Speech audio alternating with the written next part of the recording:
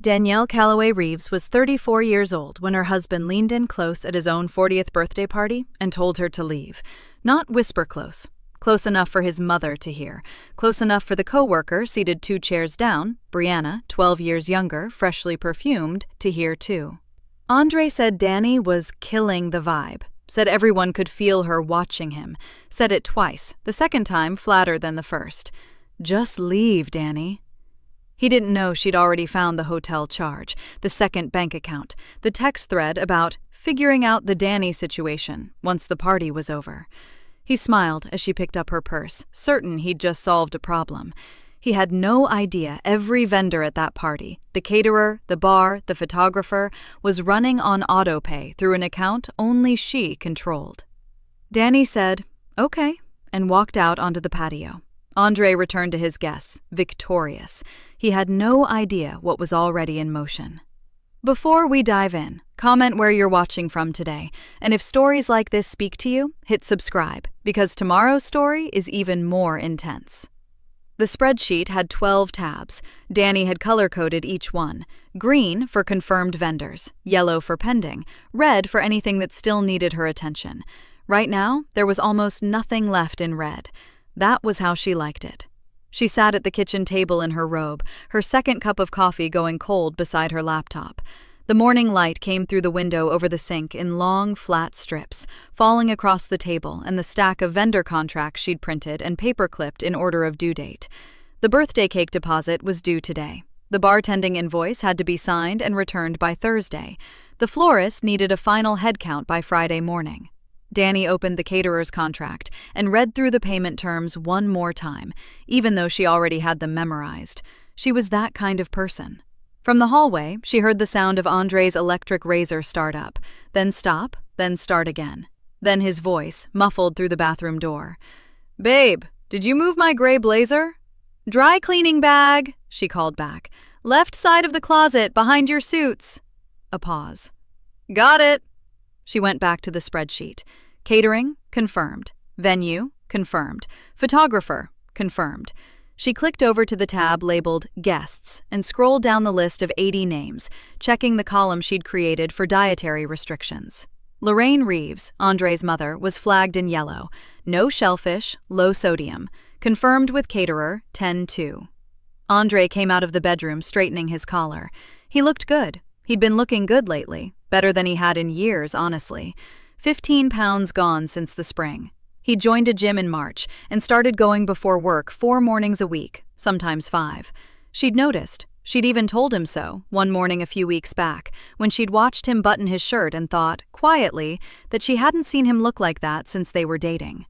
He stopped by the coffee maker and poured a cup, then leaned against the counter and looked over at her. "Still working on that thing?" "Almost done." She clicked to the green tab. "Cake deposit's due this morning. I'll send it after you leave." "You're incredible, you know that?" He said it easily, casually, the way someone says thank you to a valet. Genuine enough, but not really looking at you when they say it. She smiled anyway. He came around the table and kissed the top of her head. She caught a scent she didn't recognize. Sharp, woody, something with cedar in it. "Is that new cologne?" she asked. Got it for the work events. Henderson keeps saying I need to look the part at these regional things." He took a sip of his coffee and set the mug in the sink without rinsing it. She made a small mental note. She would rinse it before she left. "You nervous about 40?" she asked. She kept her eyes on the screen. She was smiling. He made a sound, short and flat. "No." I said no, Danny." He picked up his jacket from the back of the chair. "Can we not do the 40 thing right now? I'm about to get in the car." She didn't say anything else. She watched him check his phone, slide it into his pocket, and pick up his overnight bag from near the door. "I'll call you tonight," he said. "Conference runs through tomorrow, so I'll probably be back Friday morning." "Drive safe." The door closed.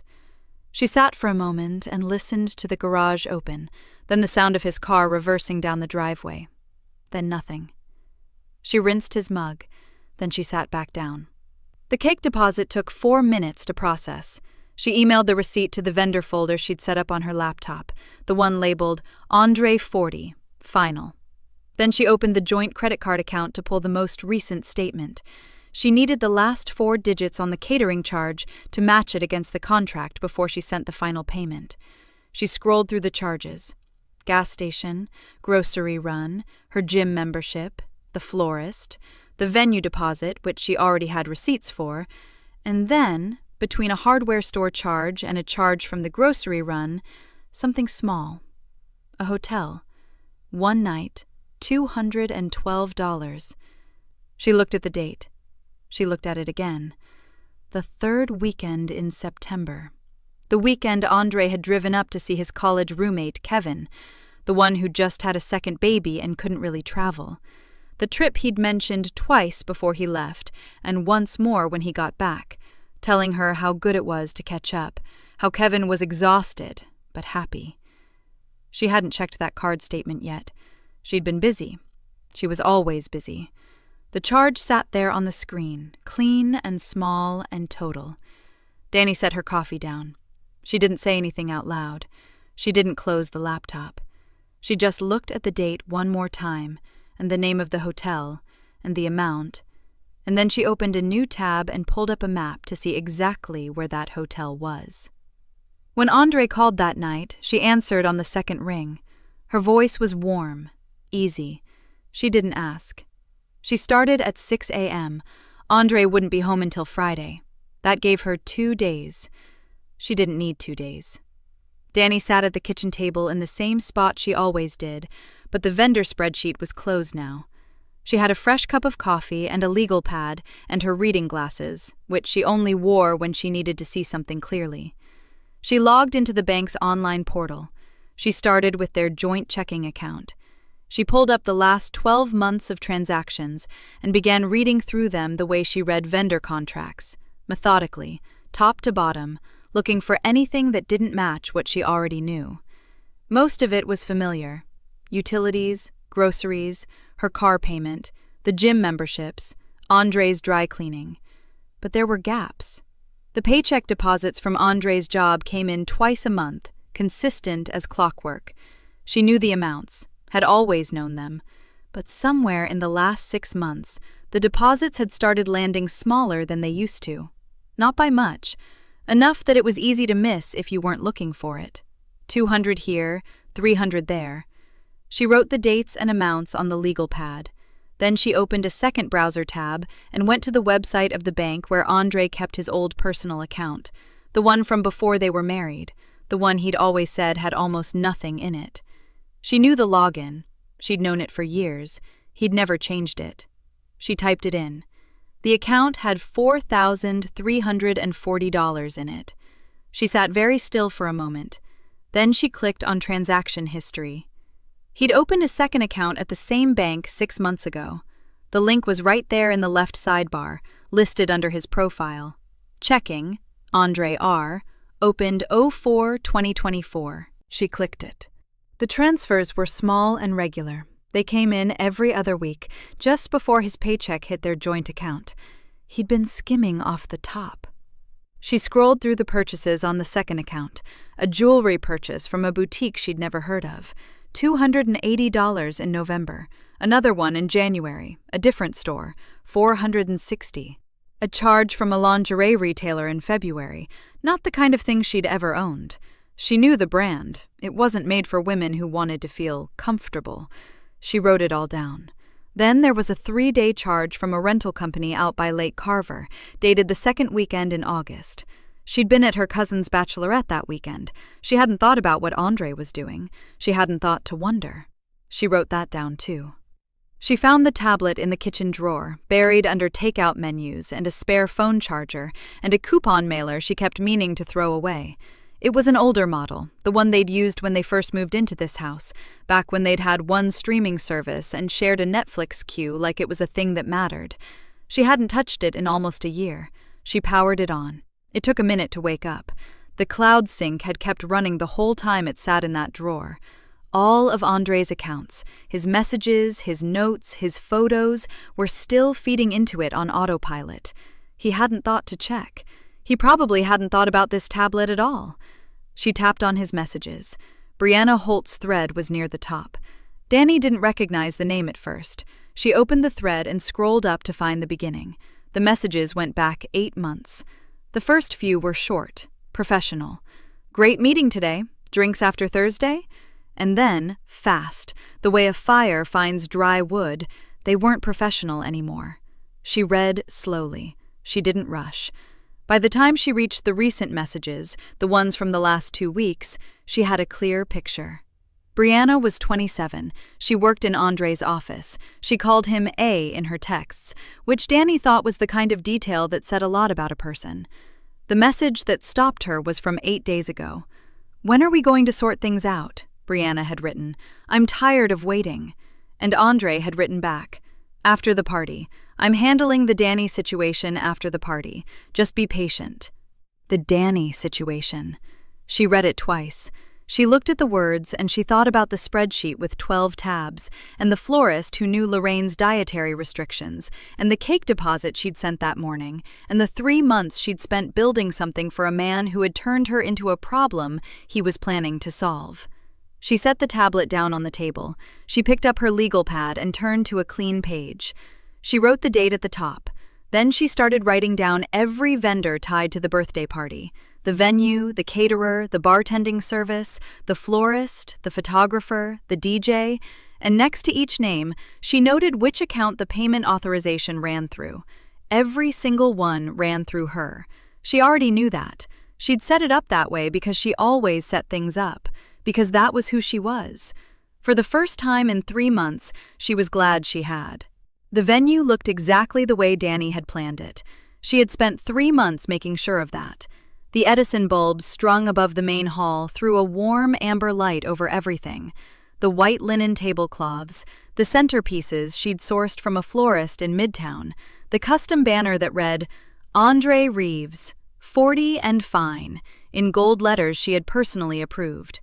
The bar ran along the far wall, fully stocked, 2 bartenders in black moving fast and smooth. The DJ was tucked into the corner near the dance floor, playing something low and easy while people were still eating. The cake, 5 tiers, chocolate with salted caramel buttercream, sat on its own table near the entrance so nobody could miss it. 80 people filled the room. Andre knew all of them. Danny had invited most of them. She stood near the edge of the hall with a glass of sparkling water and watched her husband work the room. Andre was good at this. She had always known that. He moved from group to group with that easy, wide smile, touching shoulders, laughing loud, wearing the charcoal suit she had picked up from the tailor on Tuesday. He looked good in it. He knew he looked good in it. She sipped her water and watched. Brianna arrived at 7:15. She was younger than Danny had imagined, even knowing the number. 27 looked a specific way when it walked into a room, bright and unhurried, like it had all the time in the world. She wore a deep green dress, and her hair was down. She introduced herself to the people nearest the door as a colleague of Andre's, which was true, the way a lit match is technically just a piece of wood. Andre spotted her from across the room. Danny watched his face change, just for a second. Then the wide smile came back, easy as breathing, and he crossed the room to greet her the way he greeted everyone, with a handshake and a laugh and a hand briefly at her elbow. Casual. Practiced. Brianna was seated at table 4. Danny had not assigned anyone to table 4. She stood with her sparkling water and did not move her face at all. By 8:30, the champagne toast was done and the room was loose and warm. People were dancing. Kids from Andre's office were huddled near the bar doing shots. Lorraine Reeves, 63 years old and dressed in the purple wrap dress Danny had suggested when they'd gone shopping together in March, was seated at a high top near the windows, talking to a woman from their old neighborhood. Danny was standing near the edge of the bar, not drinking, not talking, watching the cake table, because someone needed to coordinate the cake cutting and the photographer needed to be in position, and no one else in this room was thinking about any of that. Andre appeared at her side. "Can I talk to you for a second?" he said. His voice had the particular texture it got when he'd had 2 glasses of champagne and was feeling generous with himself. She turned toward him. "Sure." He moved her a half step toward the wall, which he probably thought was private. It wasn't. The bar was 3 feet away. 2 men from his sales team were standing there. Lorraine's high top was 6 feet to the left. "You've been standing in the same spot all night," he said. You've barely talked to anyone. I've been watching the vendors, Danny said. That's what I do. You're killing the vibe. He said it low, but not low enough. Everyone can feel you watching. You're making people uncomfortable. She looked at him. I need you to. He glanced toward the room, toward Brianna's table specifically, though she didn't think he knew she clocked it. Just go home, Danny. Take the car. You're clearly not having fun. I'm fine, she said. Danny. His voice went flat. The warmth drained out of it the way water drains from a tub. Just leave. Let me have my night. The two men at the bar had gone quiet. She could feel it without looking. From 6 feet away, she heard a chair shift. Lorraine's chair. Danny held her purse strap in both hands. She looked at her husband's face, at the impatience in it, at the way he was looking slightly past her, toward the rest of the room, already moving on, already done with her before she'd even answered. Okay, she said.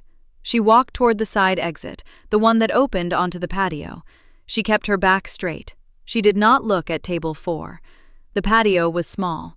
String lights, 2 iron benches, a potted tree that hadn't been her idea. The door swung shut behind her, and the noise of the party dropped to a muffled thump. She opened her purse. She took out her phone.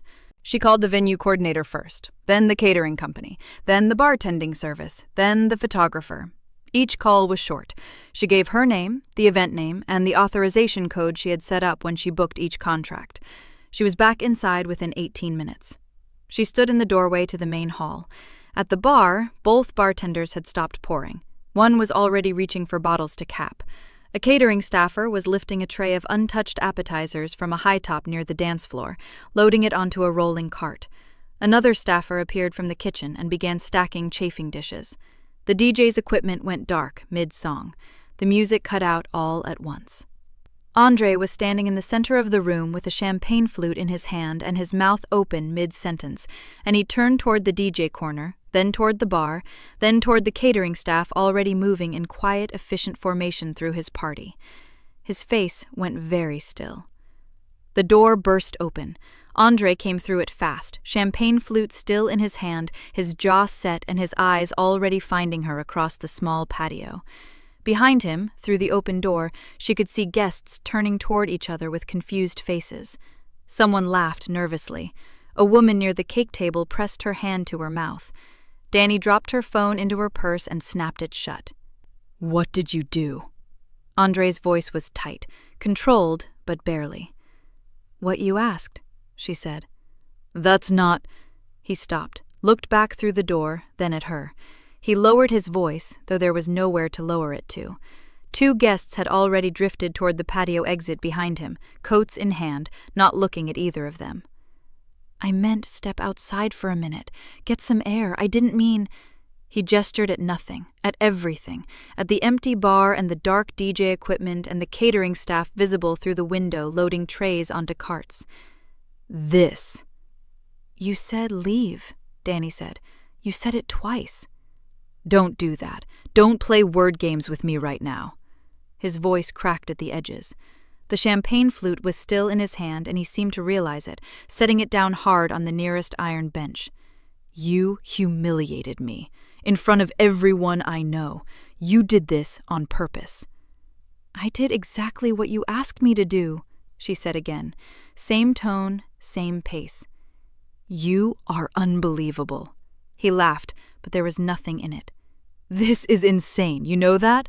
This is genuinely insane behavior. You're going to look. You have no idea how this looks for you. She held her purse with both hands and looked at him and didn't say anything. A couple moved past them through the patio exit, the woman's heels clicking on the pavement, both of them keeping their eyes straight ahead. I have to go deal with this. Andre pointed at her, the way he sometimes did when he wanted something to feel like a warning. We're going to talk about this. Okay, she said. He turned and went back inside. Lorraine found her 2 minutes later. She came out of the side door quietly, her purple wrap dress catching the string lights, her reading glasses pushed up on her head where she always put them when she forgot she was wearing them. She didn't look angry. She looked the way people look when something has touched a nerve they thought was long dead. Walk with me a minute, Lorraine said. They moved toward the parking lot without discussing it. The lot was half full, and guests were beginning to trickle out in pairs and small groups, their voices low. Inside, Danny could hear Andre's voice, louder than it needed to be, talking to what was probably the venue manager. They stopped near a concrete planter at the edge of the lot. Lorraine crossed her arms over her chest, not defensively, more like she was holding something in. "He's my son," Lorraine said. "I want you to know I know that." Danny waited. "That scene in there." Lorraine paused. She looked out toward the street, toward the parked cars and the dark beyond them. "The way he said it to you. The way he looked when he said it." She shook her head slowly. "I've seen that before. Not from him." She stopped again. "It felt very familiar to me. That's all I'm going to say tonight." Danny nodded. Lorraine uncrossed her arms and looked at her directly. "Are you all right to drive?" "Yes," Danny said. "Okay." Lorraine reached out and briefly touched her hand. Not a squeeze, not a grip, just a touch. Then she turned and walked back toward the venue to deal with her son. Danny drove home with the radio off. The house was exactly as she had left it that morning. The kitchen light was on because she always left the kitchen light on. Her laptop was closed on the counter. A coffee mug she hadn't finished sat on the drying rack, upside down. She set her purse on the kitchen table. She took off her heels and set them by the back door. Her feet were sore. She had been standing for 4 hours on polished concrete, and she hadn't noticed until now. She sat down, opened her laptop, and logged into her bank. Her personal savings account had $11,042 in it. Money she had put away from her own paychecks, quietly, over 2 years, into an account that had always been in her name alone. Andre knew it existed. He had never asked about the balance. She transferred it all. New account, her name only, a different institution. The transfer would clear in 1 business day. She confirmed it, logged out, and closed the laptop. She went to the kitchen, poured a glass of water, and drank it standing at the counter. She heard nothing from outside. No car in the driveway, no headlights moving across the kitchen window. Andre was still at the venue, managing what was left of his night. She drank her water and listened to the quiet. Andre came downstairs at 7:15. He was dressed for work. Pressed shirt, dark slacks, the leather shoes he only wore when he had client meetings. He moved through the kitchen without looking at her, opened the refrigerator, stared into it for a moment, and closed it without taking anything out. Danny was already at the table with her coffee. She had been up since 5:30. He poured himself a cup from the pot she had made and leaned against the counter. He didn't sit. "I had to comp the venue $200, he said. "Out of my own pocket. The manager threatened to charge me for the full remaining hours." Danny wrapped both hands around her mug. "You put me in a position last night," he continued, "in front of people I've known for 15 years. My colleagues, my mother." He shook his head. "That's not something I'm going to forget." "Okay," she said. "That's all you have to say?" "You told me to leave, Andre." "I told you to get some air." His voice sharpened. "There's a difference. But you decided to make a scene instead of acting like an adult." She looked at him over the rim of her mug. He was looking at the window above the sink. The morning light was flat and gray, and it showed every bit of the tension in his jaw. "You embarrassed yourself," he said. "I hope you know that. That's how everyone saw it." She didn't answer. He finished his coffee, rinsed the cup, and set it on the drying rack directly on top of hers. "I'll be home late," he said. "Don't wait up." He picked up his keys and his bag and left. The back door closed firmly behind him. Not quite a slam, just a little harder than necessary. Danny listened to his car back out of the driveway. She listened to the sound of it moving down the street and then getting swallowed up by the ordinary noise of the neighborhood. Then she opened her laptop. She started with the tax return. She remembered it clearly. They had filed jointly in April, 11 months ago. The refund was $4,300. Andre had offered to handle it, said he'd put it directly toward the mortgage principal to get ahead of the schedule. She had said fine. She hadn't thought about it again. She pulled up the mortgage servicer's portal and scrolled through the payment history. April, May, June. Regular monthly payments, nothing more. Nothing marked as an additional principal payment. Nothing. She went to the joint checking account and filtered for April. The refund deposit was there, $4,300, landed on the 14th. She traced it forward. 14 days later, on the 28th, a transfer of $4,200 moved out of the account. She clicked through to the transfer record. She recognized the account number. She had found it 3 days ago on the old tablet, nested in a bank statement Andre had photographed and stored in the shared cloud folder for their taxes. It was the second account, the one in his name only, the one that had purchased the jewelry and the lingerie and the weekend at the lake house. She sat with that for a moment. Then she opened a new tab. The renovation fund had been her idea. 18 months ago, she had set up a joint investment account, low risk, meant to grow steadily. She had been adding to it a little every month with the goal of having enough to redo the kitchen and the downstairs bath within 5 years. Practical, patient, exactly the way she did most things. She logged in and pulled the full statement history. The deposits were all hers. Her contributions, every one of them, regular as clockwork.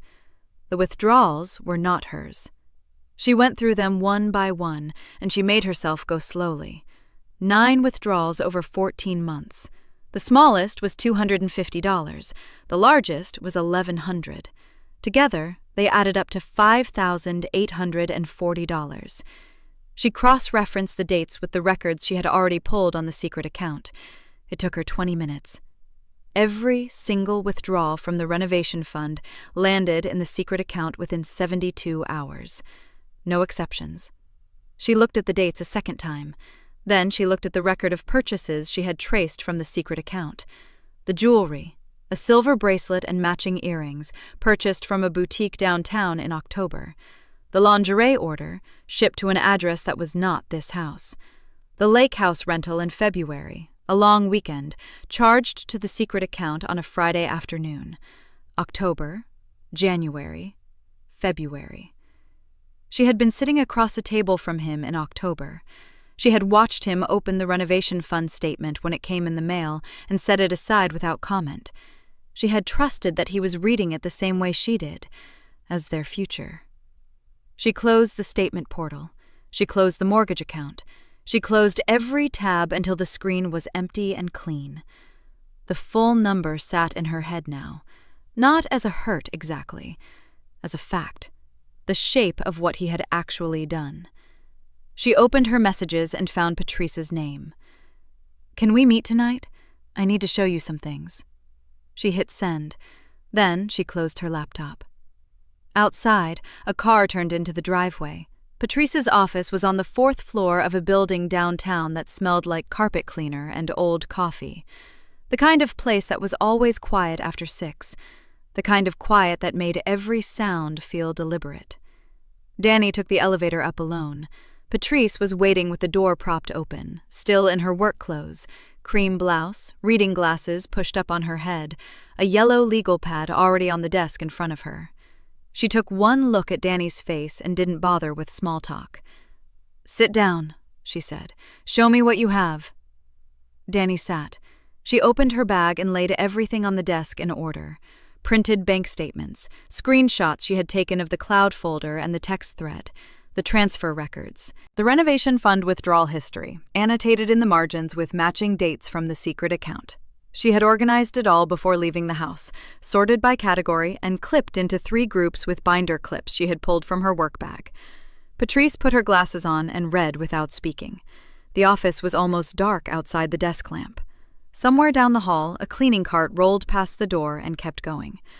After several minutes, Patrice set the last page down and looked at Danny over the rims of her glasses.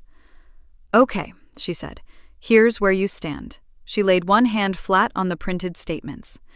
The house is jointly titled. That means it's a marital asset, and neither of you can unilaterally force a sale or buyout without going through the court. That's a protection for you. She tapped the renovation fund withdrawal sheet. This account, the investment account you funded, that's marital property too, regardless of who was making the deposits. But these withdrawals? Transferred into an account he opened alone, used to fund a relationship outside the marriage? She shook her head.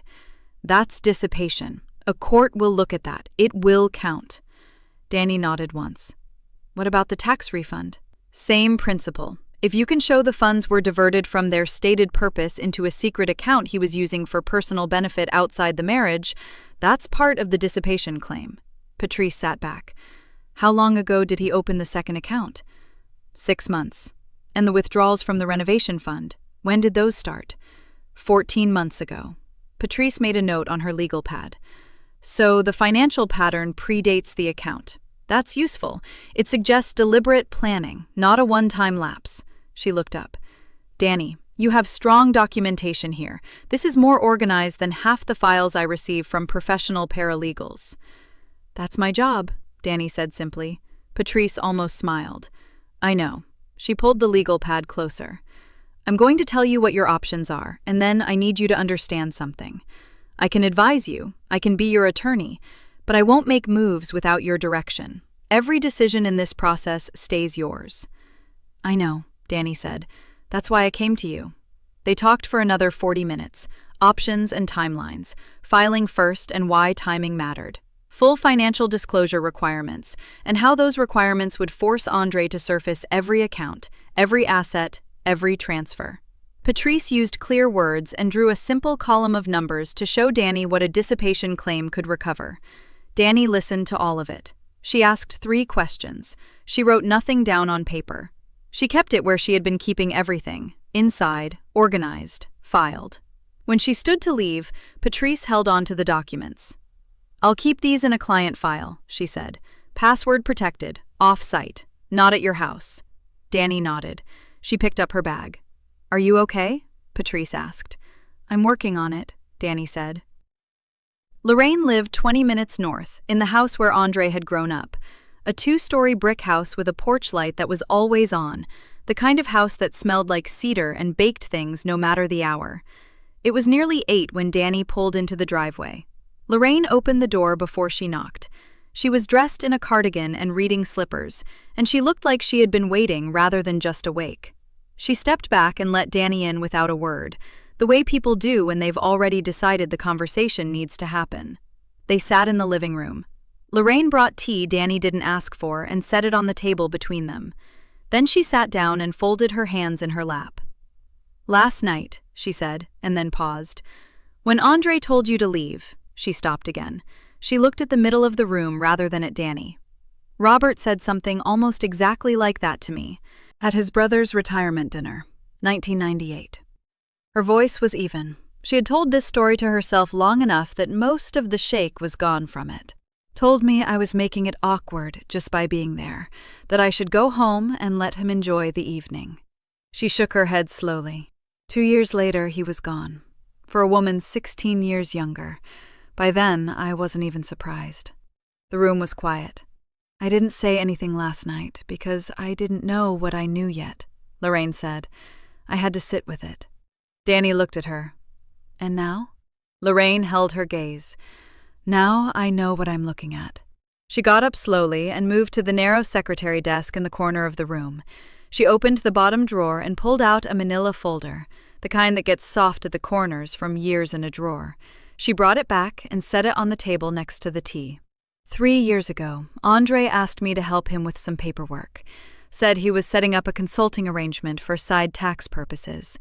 I co-signed something as a registered agent. I didn't fully understand it at the time, and I didn't ask enough questions. She pressed her fingers flat against the folder. I kept a copy of everything, the way I keep everything. She looked at Danny. I don't know if it means anything. Danny looked at the folder. May I? She asked. Lorraine pushed it toward her. Danny opened it.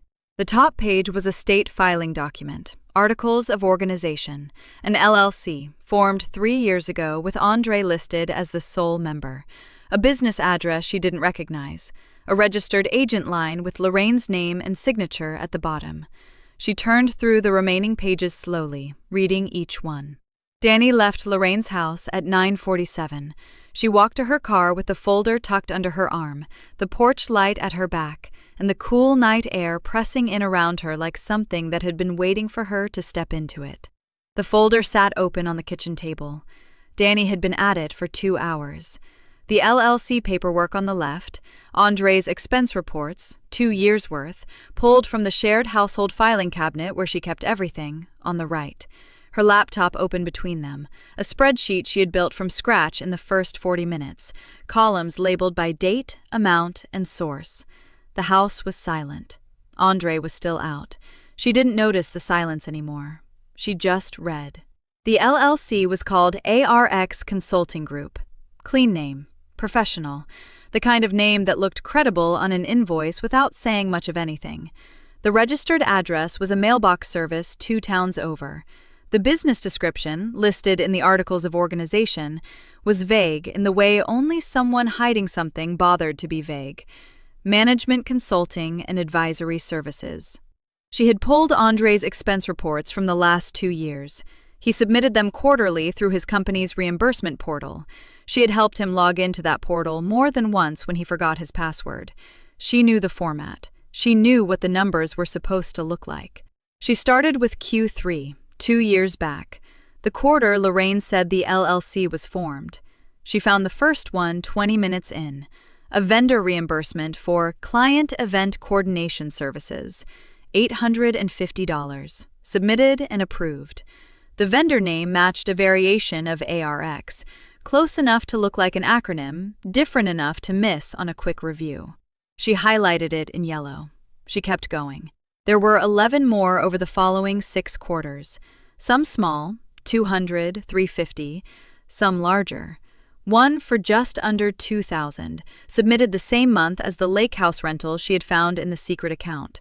The invoices had been attached to each submission. Clean PDFs with ARX letterhead, professional formatting, and line items that described services vague enough to mean anything. He had billed his own company for work that didn't exist, collected the reimbursements, moved them through the LLC, used them to fund what he was building with Brianna. Danny sat with that for a moment. She had known about the affair for days now. She had known about the diverted tax refund, the renovation account, the secret account. She had mapped the shape of his betrayal carefully, the way she mapped everything, in columns and categories, dates and dollar amounts. But this was different. This wasn't just money taken from her. This was money taken from his employer, from Gregory Lawson's company, from a man who had trusted Andre with a regional sales operation and a corporate expense account and enough professional latitude to quietly run a fraud through it for 2 years. She made a note in the spreadsheet. 11 instances. Approximate total, $9,340. Then she closed the folder, stacked the expense reports in a neat pile, and clipped everything together. Andre came home at 10:30. He moved through the kitchen without looking at her directly, poured a glass of water, and stood at the counter like a man rehearsing something. "I've been thinking," he said. Danny waited. "I think we should have dinner at my mom's. The 3 of us. Keep it civil."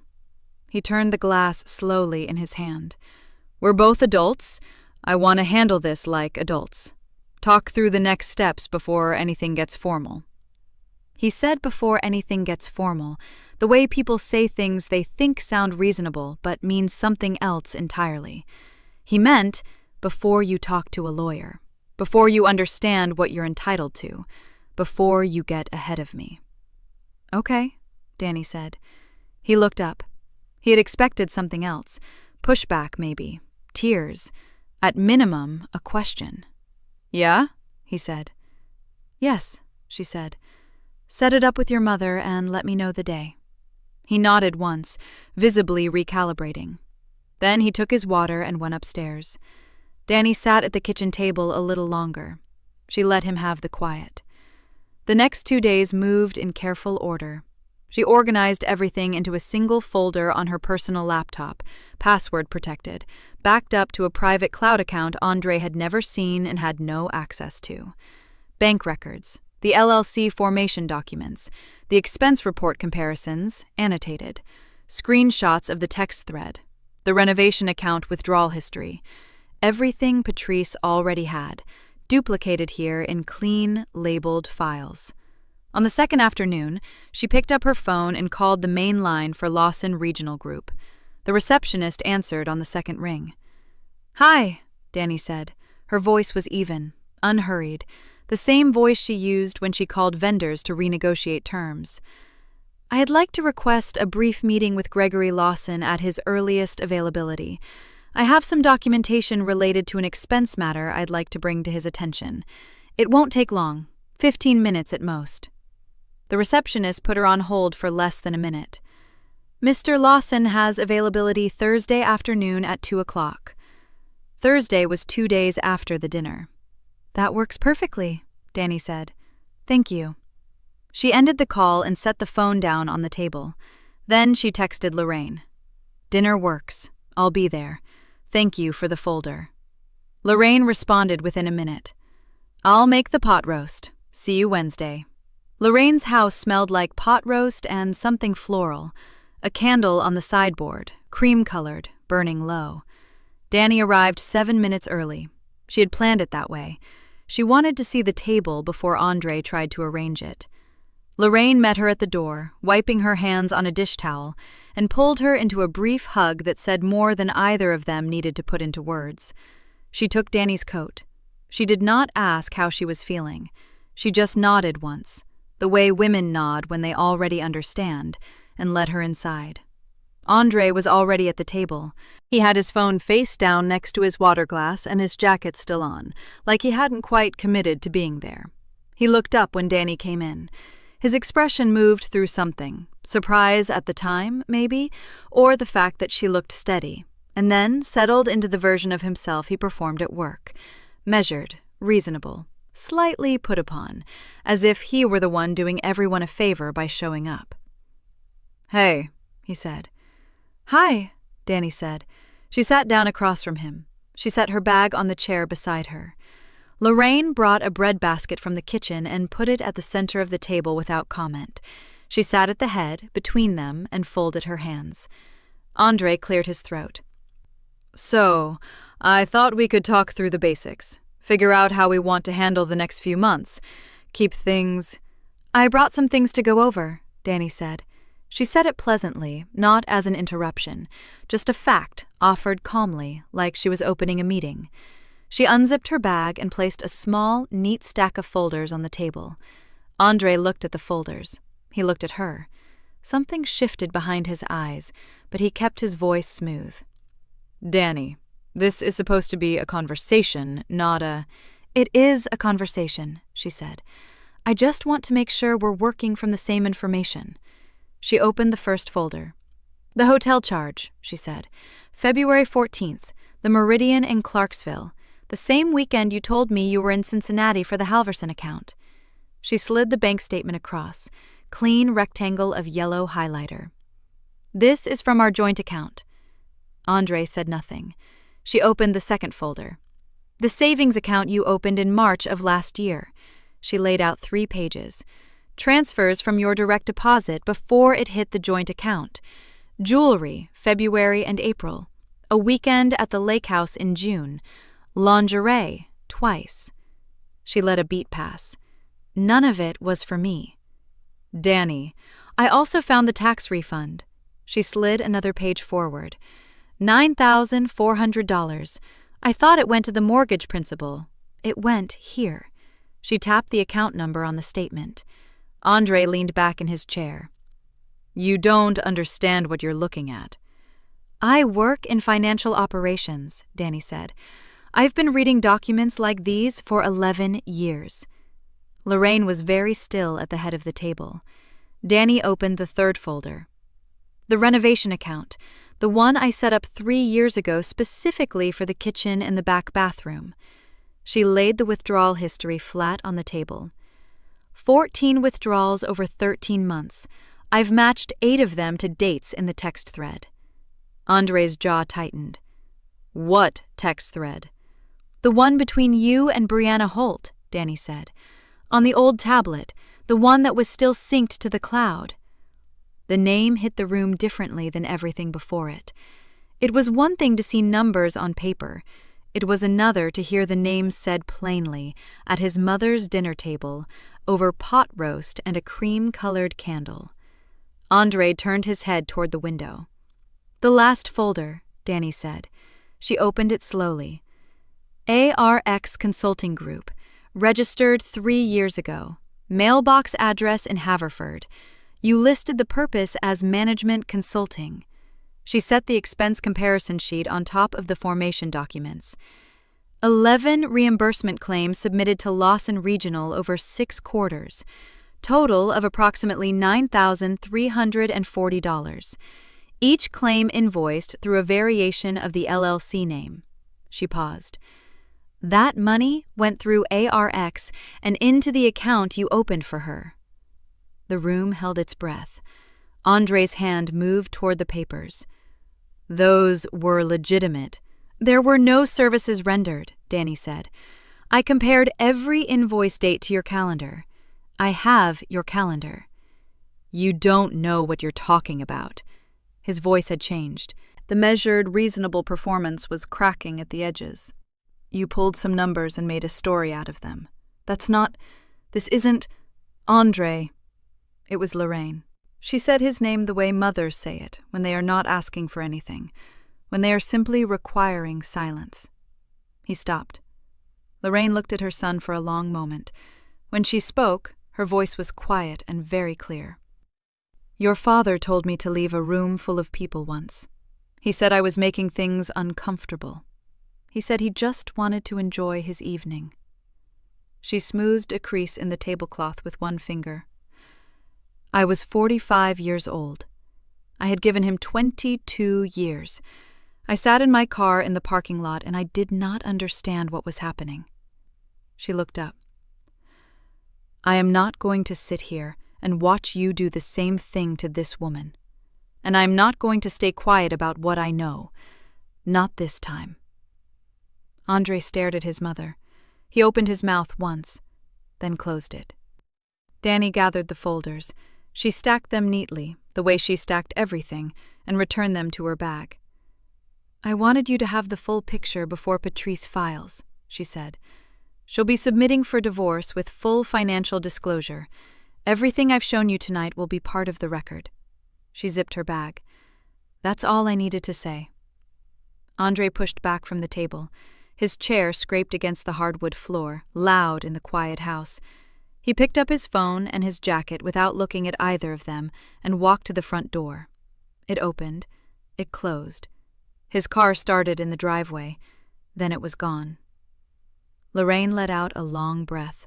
She reached over and picked up the bread basket, selected a small roll, and set it on her plate like a woman who had just put something down she had been carrying for a very long time. You hungry? She asked. Danny looked at her. Something loosened, very slightly, in her chest. Yeah, she said. Actually, I am. Danny found the coffee shop on a Tuesday morning, 45 minutes before she needed to be there. She ordered a black coffee and chose a corner table near the window, away from the door, but with a clear line of sight to it. She set her bag down. She did not open it. She was not nervous. That surprised her a little, and then it didn't. Brianna came in at 9 on the dot. She was younger in person than the photo on the company website had made her look. Pretty, in the uncomplicated way of someone who had not yet had to work at it. She scanned the room with a small, uncertain expression, and when her eyes landed on Danny, something moved across her face.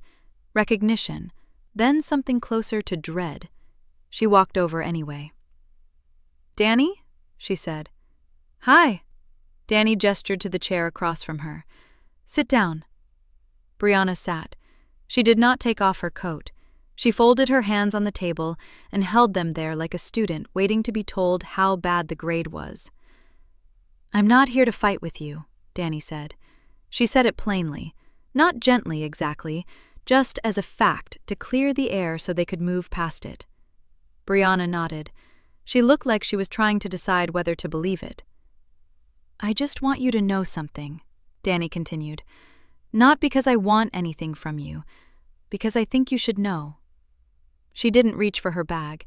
She had decided she wouldn't need the documents for this. 6 months before the party, Andre sent you a message. She let Brianna sit with that for a second. The one where he said he needed to figure out the Danny situation after the birthday? Do you remember that?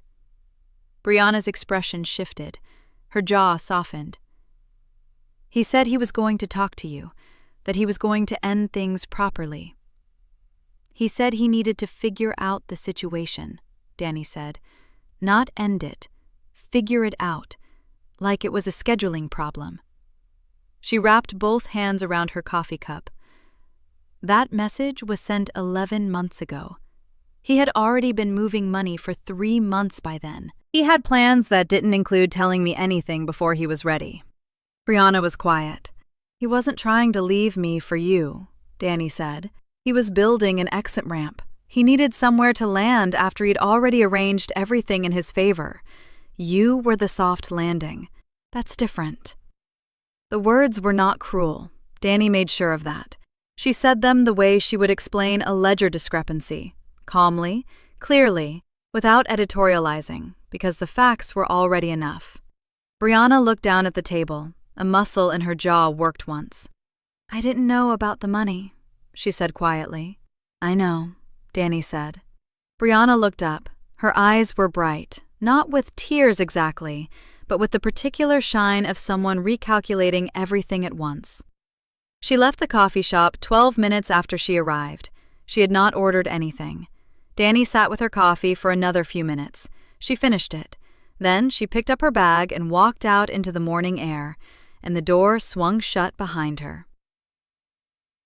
Brianna ended it with Andre that same afternoon. Danny did not know this directly. She found out later, the way you find out things that have already stopped mattering, after the fact, in passing. What she did know was that by that evening, Andre had called her twice and left no messages. She set her phone face down on the kitchen counter and made dinner. Gregory Lawson's office was exactly what she had expected. Dark wood, golf trophies on a credenza, a framed photo of him with someone in a stadium she didn't recognize. The kind of room that was supposed to feel important and succeeded mostly at feeling old. Lawson himself was courteous and a little formal, the handshake brisk, the offer of coffee genuine. He was a man who respected procedure, which was precisely why Danny had called him. She sat down, opened her bag, and placed the documentation on his desk. She did not walk him through it with commentary or emotion. She simply organized the pages in the order that made the pattern clearest. The LLC formation documents, the invoice dates, the reimbursement claims, the account transfers, and let him read. He read quietly for several minutes. His expression did not change dramatically, but at some point his hand stilled on the page, and he looked up at her with careful eyes. Mrs. Calloway Reeves, he said, I want to make sure I'm understanding the timeline correctly. I can walk you through it, she said. She did. He asked 2 clarifying questions. He took a note. He thanked her for coming in. 3 days later, Andre was suspended pending internal review. On the same morning, Patrice filed. The divorce petition landed at the county clerk's office at 8:47 a.m., with full financial disclosure attached. Every account, every transfer, the LLC, the expense records, all of it entered into the official record before Andre had any room to move what was left. By noon, Danny's phone showed 2 calls. Patrice's office first. Filing confirmed. He's been served. Then Lawson's assistant, brief and professional.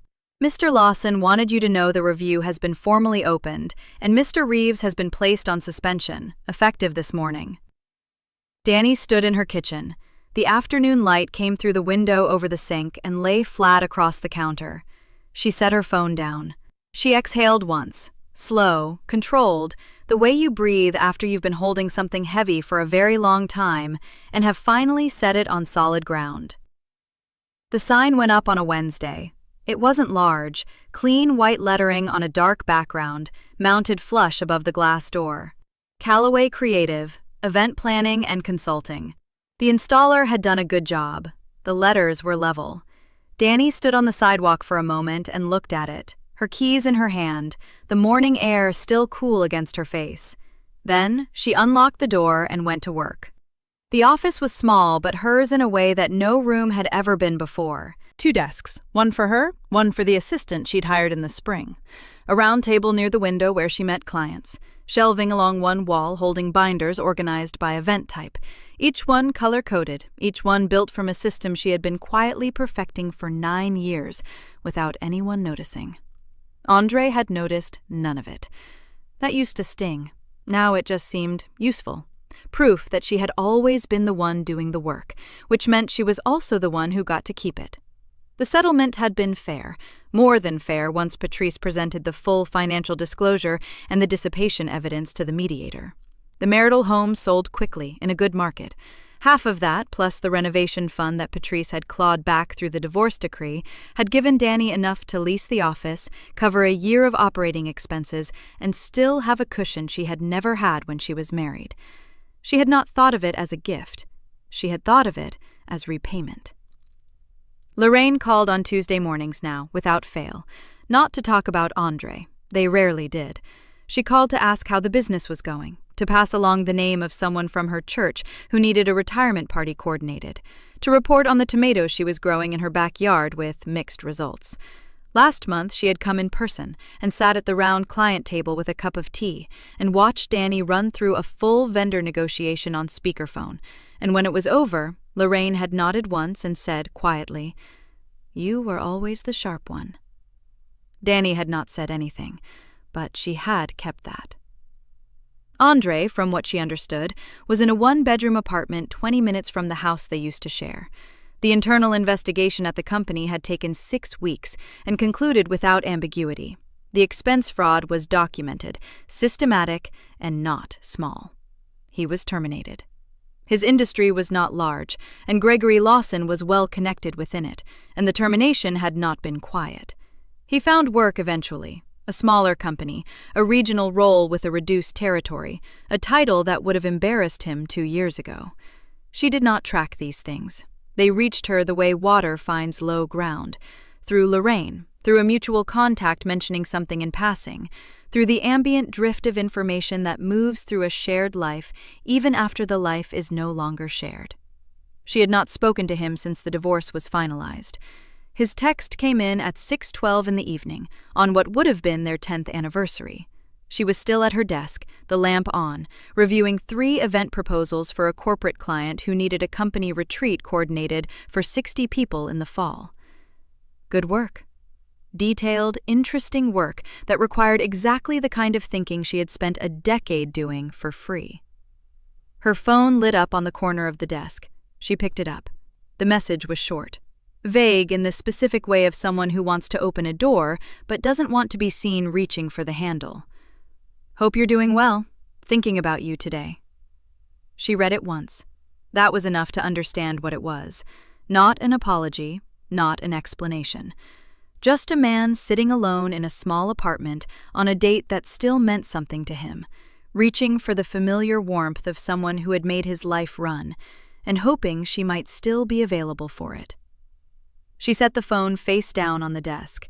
She picked up the retreat proposal and kept reading. The document was thorough. The client wanted a 2-day off-site with team-building activities, a formal dinner on the second evening, and accommodation for a handful of remote employees flying in from out of state. There were logistics to solve, vendors to contact, a budget that needed careful watching. She pulled her notepad close and started writing. By 8 o'clock, she had notes on all 3 proposals. She closed her laptop. She capped her pen and set it beside the notepad. She stood, stretched, and reached for her coat. Before she turned off the desk lamp, she glanced at the wall calendar. A habit, the last check of the day. Next Friday was marked in red, her business's 1-year anniversary. She had planned a small event for the occasion, nothing elaborate, just the people who had helped her build this.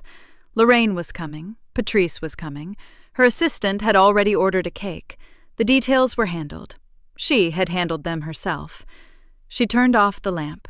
She turned off the overhead light. She locked the door on her way out, and the sign above the entrance caught the glow of the street light as she walked to her car. Thank you for watching until the end. If this story meant something to you, hit subscribe and turn on notifications. I've got 2 stories on the screen that you have to watch next. Have a great day!